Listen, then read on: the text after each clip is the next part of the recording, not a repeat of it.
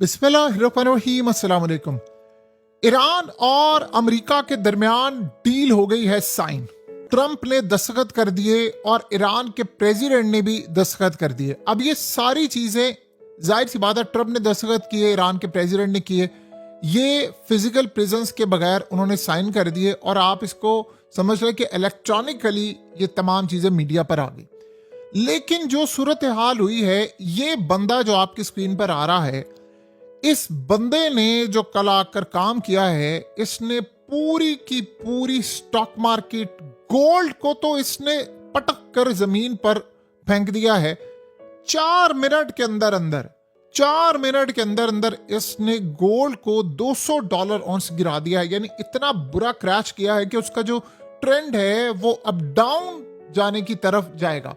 यानी ये असल में वो चीज थी, ट्रंप के साथ खड़ा हुआ और ट्रंप को पता था कि ये काम होने के लिए जा रहा है। इन्होंने किया क्या कि इन्होंने, अब चूंकि ईरान जंग खत्म होगी, इन सबको पता है कि अब जो असल कहानी होने वाली है वो है सारी दुनिया गोल्ड की तरफ जा रही है। ईरान ने भी गोल्ड बाय करना है, चाइना ने ऑलरेडी करा है, और सबसे बड़ी बात ये है सेंट्रल बैंक्स जितने भी हैं ये सारे के सारे अब गोल्ड बाय करने की तरफ जा रहे हैं और सारे डॉलर्स को निकाल रहे हैं।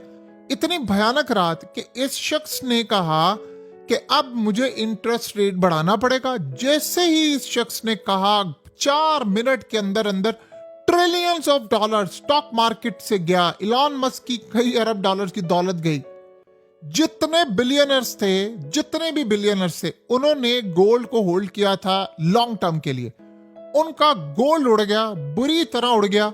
और जो हशर नशर हुआ उनके गोल्ड का, उसका आप तस्वुर भी नहीं कर सकते कि कितनी बुरी तरह वो जाकर पिटा। यानी इतनी बड़ी पोजीशंस कल क्लोज हो गई, स्टॉक मार्केट क्रैश हो रही है, गोल्ड बुरी तरह, सिल्वर क्रैश, बिटकॉइन क्रैश, यानी आप समझ ले ऑयल तक इवन के क्रैश। कुछ किसी को नहीं समझ आ रही थी, क्योंकि अब ट्रंप नहीं चाहता कि चाइना यहां से जीते, तो उसने जंग का पहला बटन दबाया है।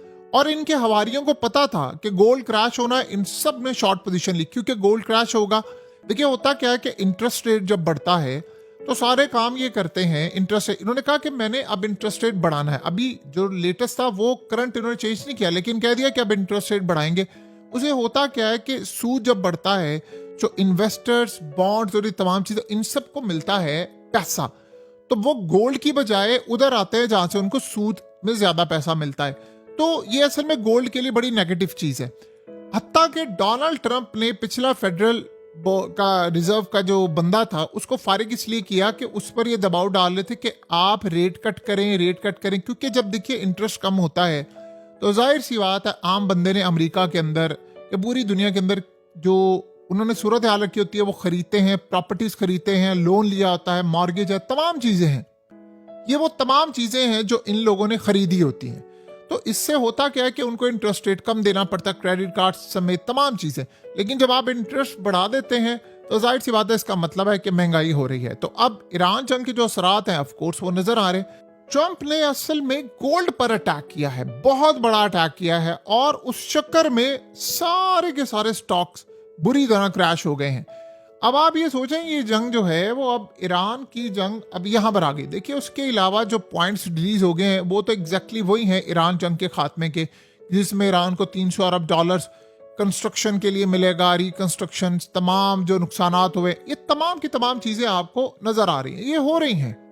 लेकिन अगर हम ऐसी सूरत हाल को देखें, ओवरऑल देखें, तो आपको ये चीजें नजर आएंगी कि अमेरिका इस पूरी की पूरी लड़ाई के अंदर बड़े पैमाने पर अब तबाही की तरफ जा रहा है, और ये बात उसको समझ आ गई है। यानी डोनाल्ड ट्रंप को ये बात अच्छी तरह मालूम हो चुकी हुई है कि अब आने वाले वक्त में, क्योंकि हमारे हाथ से ये डील भी गई, अब तेल की कीमतें जाहिर सी बात है नीचे जानी है, उसका फायदा तो होगा। अब ईरान जब तेल फेंकेगा मार्केट के अंदर तो तेल की कीमतें नीचे जाएंगी, गैस की कीमतें वो भी नीचे जाना शुरू हो गई हैं।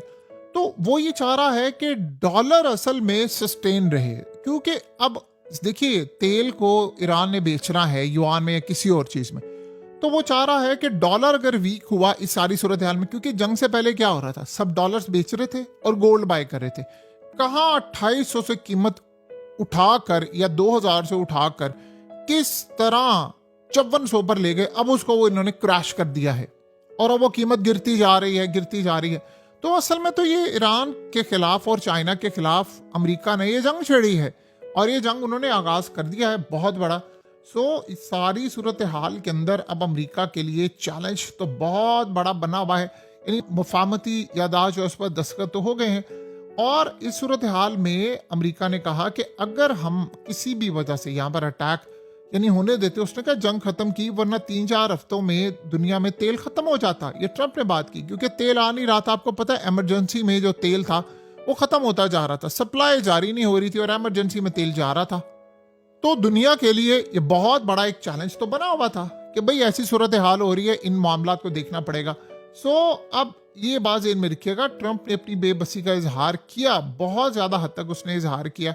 और ये वो वजह है कि इसराइल में अब डोनाल्ड ट्रंप की जो रेटिंग है वो बुरी तरह स्लैश हो रही है, यानी बुरी तरह उसकी रेटिंग गिर रही है, इतनी बुरी तरह गिर रही है जिसका तसव्वुर भी नहीं किया जा सकता। क्योंकि इसराइली खुश नहीं है, उनको पता है कि हम जंग हारे हैं, बुरी तरह हारे हैं। और अमेरिका ने ईरान के सामने घुटने टेके हैं, ईरान की सारी शराइत मान ली है, गोल्ड की सूरत हाल, यानी जैसे ट्रंप ने दस्तखत किए हैं उसके बाद की सूरत हाल आप देख लें कि गोल्ड के साथ क्या हो रहा है। अगरचे हुआ ये है कि ट्रंप के दस्तखत करने के बावजूद गोल्ड ने कुछ ना कुछ रिकवरी करने की कोशिश की है, लेकिन जो लॉन्ग टर्म सूरत हाल है उसमें गोल्ड को वो नीचे गिराएंगे। ये अब जंग शुरू होगी। अब ईरान जाहिर सी बात है उसने भी अपने एसेट्स बनाने हैं, वो भी गोल्ड में आएगा। सेंट्रल बैंक दुनिया के सारे वो खरीद रहे हैं, चाइना भी खरीद रहा है। अब यहाँ चाइना ने पीछे नहीं हटना, क्योंकि चाइना पूरी कोशिश करेगा कि ये इंटरेस्ट रेट बढ़ाकर ये गोल्ड की कीमत इन्होंने नीचे गिराई है तो मैं गोल्ड को किसी तरह ऊपर लेकर जाऊं। अब देखिए, जितने अगर कोई बिटकॉइन खरीदता है या अगर कोई गोल्ड खरीदता है तो वो अमेरिकी डॉलर को बेचकर खरीदेगा। तो अमेरिका की करेंसी को गिराना अगला हदफ है। देखिए, अमेरिका को शिकस्त तो दी, उनके अड्डों को अटैक किया, बड़ी तबाही हुई, तेल का बहरान, अपडाय हॉर्मस, ये सारी चीजें हम देख चुके हैं। लेकिन अब अमेरिकी डॉलर के ऊपर असल में ये जंग है, क्योंकि अमेरिका की कमजोरी तब तक नहीं होती जब तक डॉलर वीक नहीं होता। तो चाइना ये अपॉर्चुनिटी नहीं छोड़ेगा, वो डॉलर को क्रैश करने की आखिरी जो हदें हैं वो क्रॉस करेगा। तो इस सारी सूरत हाल में अब देखते हैं कि अमेरिका के साथ क्या मामलात होते हैं। देखिए, अगर तो अमेरिकी डॉलर पूरी तरह यानी वीक होना शुरू होता है तो फिर ये ज़हन में रहे अमेरिका की पावर भी खत्म होगी। अब अमेरिका को ये बात पता चल रही है कि बहुत सारे जो ममालिक हैं वो ऐसा ऐसा रिजर्व हमारे जो उन्होंने डॉलर्स में रखे थे वो बेचना शुरू कर रहे हैं और गोल्ड की तरफ जा रहे हैं। यूरोप ने ये काम शुरू कर दिया है। ऊपर से आप ये देखें कि यूरोप की ईरान के साथ डील हुई है, सेंट्रल बैंक का और इस सारे का सारा मामला। ये असल में वो तमाम चीज़ें हैं जो अमेरिका के लिए एक बड़ा चैलेंज बनी हुई थी, बहुत ज़्यादा बड़ा चैलेंज बनी हुई थी। और अब उनको ये लड़ाई लड़नी, ये लड़ाई यहाँ पर अभी इसकी शुरुआत है।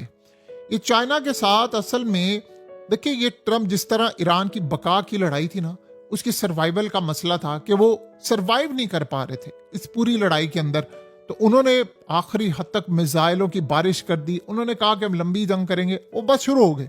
इसी तरह अब अमेरिका ने डॉलर को बचाना है, क्योंकि अब जो ईरान जंग के बाद अमेरिका की रेपुटेशन खराब हुई है, कुछ नहीं पता मुस्तकबिल के अंदर दोबारा क्या मामला हो, अमेरिका के साथ क्या सूरत हाल पेश आ जाए। तो सारे इसके लिए तैयार बैठे हुए हैं और वो अमेरिकी डॉलर को हर सूरत डम करना चाहते हैं और चाइना सबके लिए अपॉर्चुनिटीज लेकर आ रहा है। अब सोचें, आप ईरान से सस्ता तेल लेते हैं, ईरान सस्ता तेल देता है और वो कहता है कि मैं युआन में दूंगा, और वो शायद दुनिया में सबसे ज्यादा तेल सप्लाई करने वाला मुल्क अब बन जाए, क्योंकि एक तो वो सस्ता देंगे, दूसरा उनका तेल जो देखिए दो ममालिक में ज्यादा करीब जाता है। एक तो इंडिया में, अगर इंडिया को वो सस्ता तेल देते, दूसरा वो सस्ता तेल उनको मिलेगा यानी चाइना को।